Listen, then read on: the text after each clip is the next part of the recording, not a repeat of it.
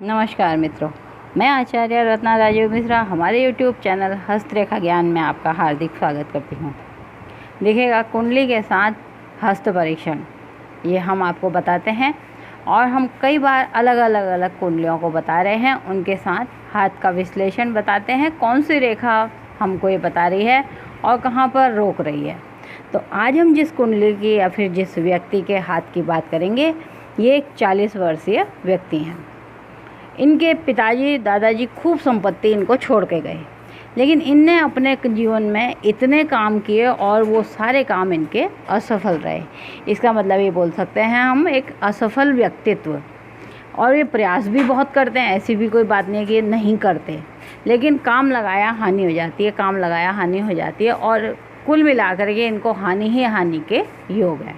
तो आइए देखते हैं इनकी कुंडली में कि धन फिर भी आ रहा है, आते आते भी चला जा रहा है। जो एकत्रित धन है, पैतृक जिसको हम बोलते हैं दादा पिताजी का, वो सब भी इनका हानि होता चला जा रहा है। तो अब इनकी चिंता बढ़ने लगी और इनका एक प्रश्न था कि क्या मेरा धन बचेगा या नहीं बचेगा, या इसी तरह मेरा धन बर्बाद हो जाएगा तो मैं अपने बच्चों के लिए क्या छोड़ के जाऊंगा।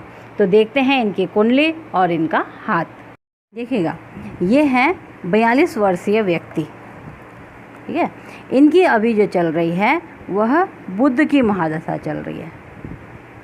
अब जब बुध की महादशा हो, गुरु की महादशा हो या शुक्र की महादशा हो, आपके लिए अगर कुछ चीज़ गलत है तो वो आपको दिखाई दे रही है, उसके पीछे का सच बहुत ही बड़ा होता है। बुध के अंदर राहु की अंतर्दशा इनको लगी है 2021 से। राहु अंतर्दशा इनकी चल रही है। बुध की जो महादशा रहेगी वो 2027 तक है। अब यहाँ पर अगर हम कुंडली को देखें, जो इनकी बहुत ही उत्तम कुंडली है, जहाँ बोले कि करोड़पति, महादशा बुध की है। बुध देखेगा अष्टम भाव में नीच राशि का सूर्य के साथ, तो सूर्य बुध का बना यहाँ पर बुधादित्य योग। एक योग तो बहुत अच्छा है बुधादित्य, लेकिन सूर्य नीच का है, अष्टम भाव में है। तो बोलता है अष्टम भाव कष्ट का होता है, टेंशन का होता है, डिप्रेशन का होता है। अब बुध की दृष्टि जो आई वो अपने ही घर में पैतृक स्थान, जहाँ पर हम बोलते हैं सेकंड हाउस पर, उच्च की हो गई। यानी वो धन का इन्वेस्टमेंट करवा सकता है। जो हमारे पिताजी के धन है वो आपके धन को फंसा सकता है। आपको उसके बदले में क्या देगा? आयु। महादशा ने इशारा कर दिया। बाप दादाओं की करोड़ों की संपत्ति है, उसको हम कहाँ से देखेंगे? तो देखेगा, पहली चीज़, लगन का मालिक सूर्य भी अष्टम में बुध के साथ ही चला गया। यानी लगन का मालिक अष्टम में, एक नंबर 8 से जुड़ गया, स्वयं को टेंशन रहेगी। लेकिन ऐसा कहते हैं अष्टम भाव का दोष चंद्रमा और सूर्य को नहीं लगता। तो ये घर टेंशन की बजाय इनको बोलता है वो आप इन्वेस्टमेंट करें। अब वो इन्वेस्टमेंट नहीं कर पा रहे, टेंशन में है, मैं काम करता हूँ, असफल हो जाते हैं। कर्म स्थान का देखिएगा, ये है कर्म स्थान और ये स्थान है हमारे पिता का। कर्म स्थान का मालिक चले गया शुक्र भाग्य स्थान पे, तो ये घर भाग्य का है। आपका कर्म कहाँ चला गया? पिता के घर में। या तो आप पिता के नाम से काम करें, नहीं तो आप कोई कर्म नहीं करेंगे। पिता ने जो काम कर रखा है आप उससे अपना गुजारा चलाएंगे। आगे बात करते हैं, भाग्य स्थान का मालिक कहाँ आया? कर्म स्थान पे। यानी ये जो आपस में परिवर्तन योग बन रहा है ये इतना श्रेष्ठ है। यानी कि केंद्र का त्रिकोण से परिवर्तन, इसको बोलते हैं हम केंद्र का त्रिकोण से परिवर्तन। ये अपने आप में बहुत ही महत्वपूर्ण हो गया। अब यहाँ पर अब देखिएगा कि शनि की दृष्टि आती है अपने ही घर में। यानी केंद्र का मालिक शनि केंद्र में, इसको हम कहेंगे ये हमारा केंद्र है, ये हमारा सप्तम भाव है जो पत्नी का आता है। केंद्र का मालिक केंद्र में यहाँ बना रहा है एक उत्तम सशयोग। अब जब शनि सशयोग बनाता है तो इंसान को ज़िंदगी में तपाना चालू करता है, बहुत अथाह संपत्ति देगा बाद में। यहाँ पे बनता है केंद्र का मालिक केंद्र में, और केंद्र शनि की दृष्टि जो आती है वो 10वीं दृष्टि। यहाँ से अगर हम गिनेंगे तो 1 2 3 4 5 6 7 8 9 और 10। शनि की 10वीं दृष्टि जो आती है वो पत्नी स्थान पे, पत्नी का बिगाड़ा नहीं करेगा। अब ये स्थान पत्नी के बाद यहाँ पर हमारे दादा और नानी का भी माना गया है। चंद्रमा की दृष्टि भी यहीं आती है। यहाँ पर 2 योग बनते हैं। वो बोलता है देखिएगा, शनि का अपने ही घर में बिगाड़ा नहीं करेगा, यानी पत्नी को नहीं हटाएगा। तो वो बोलता है चंद्रमा की दृष्टि यहाँ क्या बना रहा है, विष दोष। 10वें भाव में, ये चौथे घर में नहीं बना रहा, यहाँ पर ही बन गया विष दोष। इसको इस तरह से देखते हैं हम। 10वें स्थान पे बना यहाँ पर विष दोष। अब एक तरफ उसने बहुत उत्तम दिया, दूसरी तरफ उसने खराब किया। कर्म स्थान, धन की कोई कमी नहीं आ रही। आगे चलते हैं हम। और केंद्र का मालिक चतुर्थ भाव का चौथा घर होता है भूमि, भवन, वाहन, माता। तो वो बोलता है देखिएगा, केंद्र का मालिक कहाँ चले गया, सामने शनि के साथ। शनि और मंगल यों तो आपस में शत्रु हैं। केंद्र का मालिक केंद्र में जाकर के एक योग बनाया उसने, रोचक योग। मंगल जब भी अपनी राशि का केंद्र में हो, केंद्र का मालिक केंद्र में हो, तो एक योग बनाता है रोचक योग। क्या शानदार योग है। लेकिन वो इंसान खुद असफल होता जा रहा है। बोल रहा है मैं टेंशन में हूँ, मुझे समझ नहीं आ रही कि मेरी ज़िंदगी में इतनी असफलता कहाँ से आ गई। मैं कुछ भी करता हूँ जीरो पे आ जाता हूँ, स्टार्ट करता हूँ जीरो पे आ जाता हूँ, धन की कोई कमी मेरे पास नहीं दिखाई दे रही। ये बना यहाँ पर रोचक योग। अब महादशा ने देखिएगा इशारा क्या किया। महादशा चल रही है इनकी बुध की। बुध हम देखते हैं कहाँ कहाँ के मालिक हैं। तो बुध बोलता है 2 और 11 कहाँ चले गया, 8 में। तो हम इसको इस तरह देखते हैं, द्वितीय स्थान, अष्टम भाव और 11। पैतृक स्थान से इन्वेस्टमेंट की प्राप्ति, यानी पिताजी ने, दादाजी ने बहुत सारा इन्वेस्टमेंट आपके लिए छोड़ रखा है, तो पैतृक निवेश की प्राप्ति। दूसरा हम इसको दूसरी तरीके से अगर देखें तो वो बोलेगा कि धन की टेंशन या धन टेंशन प्राप्ति, धन के लिए आपको हमेशा टेंशन रहेगी। अब इससे भी अलग हम देखें तो ये सेकंड हाउस जो होता है हमारे परिवार का होता है। परिवार को कष्ट की प्राप्ति, अगर हम इसको एक दूसरी तरीके से बोलें तो वो बोलता है परिवार में पत्नी, बच्चे, किसी को कोई कष्ट नहीं है, तो फिर ये परिवार कष्ट प्राप्ति क्यों दे रहा है। बोला परिवार कष्ट प्राप्ति किसी भी हाल में नहीं होगी, आपको धन की टेंशन लगी रहेगी और वहाँ से हमको ये नहीं मालूम होगा कि हानि कैसे होती जा रही है। इसको कई बार हम कहते हैं पितृदोष भी बोलते हैं, जैसे विष दोष आता है ना, वो बोलता है पितृदोष भी। बहुत उत्तम होते हुए भी नाना दादा परदादा जिनने भी छोड़ा हुआ है, आप जीरो हैं उस जगह पर, आपने अपनी ज़िंदगी में कुछ नहीं किया। तो आइए देखते हैं इनकी कुंडली। हम देखते हैं इनका लेफ़्ट हैंड, यानी लेफ़्ट का मतलब आप जन्म में क्या लेके आए, फिर आपने कर्म क्या किए। तो अगर इस जन्म की बात करें तो हाथ की अगर बनावट देखते हैं हम, तो ये हथेली हमारी वर्गाकार कहलाती है। इस हथेली को वर्गाकार कहते हैं। वर्गाकार हाथ हो तो अंगुलियां अगर नुकीली हों, नुकीली कैसे पहचान रहे हैं हम, इस तरह से। नुकीली अंगुलियों की जो पहचान होती है वह यह भाग फूला हुआ होता है। ये जो है, ये भाग जिनका फूला हुआ होगा वो ज़्यादातर खुद की चीज़ों में ध्यान देंगे, तो खाओ पियो मौज करो वाली बात रहेंगी, खुद के स्वार्थ से संबंधित। लेकिन अगर वर्गाकार हथेली हो तो इंसान खुद पे भी नहीं अपने पे ही नहीं देता, दूसरों का भी ध्यान रखता है। ये अंगुलियाँ नुकीली हैं। लग्जीरियस हाथ की पहचान होती है अंगुलियाँ नुकीली हों और नीचे से भाग फूले हुए हों। ये परमानेंट धन के लिए अच्छे साइन कहलाते हैं। हमने आपको बताया कि इनके पास धन तो बहुत है लेकिन खुद काम में सक्सेस नहीं हो पा रहे, उस साइन को हम ढूंढ रहे हैं कि आखिर इनको सफलता क्यों नहीं दे रहा। अब देखिएगा इनके इस हाथ में अगर हम देखें तो जीवन रेखा कोई टूटी हुई नहीं है, गोल है। मस्तिष्क रेखा जो नीचे को जानी चाहिए हल्की सी, वो सही है। हृदय रेखा पूर्ण है, यानी तीनों रेखाएं भी पूर्ण हैं, अच्छे हैं। यहाँ की चीज़ भी अच्छी हैं, सोर्स ऑफ इनकम। अब ये बोलता है ये तो है इनके कर्म का हाथ, जन्म का हाथ।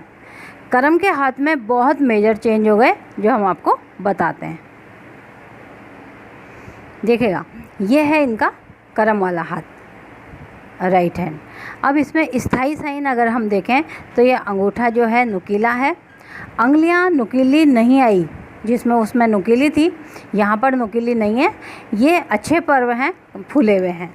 अब आगे अगर हम कर्म की बात करते हैं, ट्रेडिंग करेंगे या क्या करेंगे, तो ये भाग और ये भाग समान है। ये ज़्यादा लंबा है, इसका मतलब है कि वो बोलते हैं आप बैठ कर के ही खाएंगे। ये जब लंबा होता है तो सांसारिक चीज़ों में हमारे को भाग्य के द्वारा दिलवाता है। स्थायी साइन के रूप में अगर कहें तो कनिष्का लंबी है, जो स्थायी रूप से अच्छी रहेगी। अब इनके इन अंगुलियों में चक्र दे रखे हैं, इसमें भी चक्र है, इसमें भी चक्र है। जिसके पास परमानेंट चक्र हैं उनके पास स्थायी रूप से धन रहेगा। लेकिन आगे अगर हम बात करें तो इनकी इस माइंड लाइन पे आप गौर करें कि इनको क्या करना चाहिए था और क्या नहीं। एक ट्रायंगल इस माइंड लाइन पे है, माइंड लाइन यहाँ से इस तरह से क्रॉस हो रही है। परिवार के अंदर से निकली हुई ये लाइन है भाई बहन की, जो कि ये मस्तिष्क रेखा बन रही है। ये स्थान आता है मंगल भाई बहन का। भाई बहन के साथ काम करना चाहिए, बोला नहीं हुआ। भाई बहन इनके कोई नहीं है, सारी संपत्ति के अकेले मालिक हैं। पिता की लाइन जो अगर हमको दिखाई दे रही है, माता और पिता की, तो देखिएगा इसमें कितना बड़ा चेंज हुआ। जीवन रेखा बोल रही है इस जगह पर क्रॉस है, ये यहाँ से इस तरह, ये यहाँ पे इस जगह को इनको छोड़ना था, यानी पिता की जगह को इनको 26-27वें साल में ही छोड़ना था। यहाँ पर ये छोड़ने के लिए साइन बनता है इस तरह का, तो माइंड लाइन इस तरह से द्वीप में बदल गई। द्वीप में बदलने का मतलब होता है कि आपके दिमाग के द्वारा जो डिसीजन लिए जाएंगे वो कहीं ना कहीं पे गलत होंगे। अब आप देखिएगा आगे जीवन रेखा की पोजीशन ये इतनी यहाँ पर आई और यहाँ से इस तरह से कट हो रही है।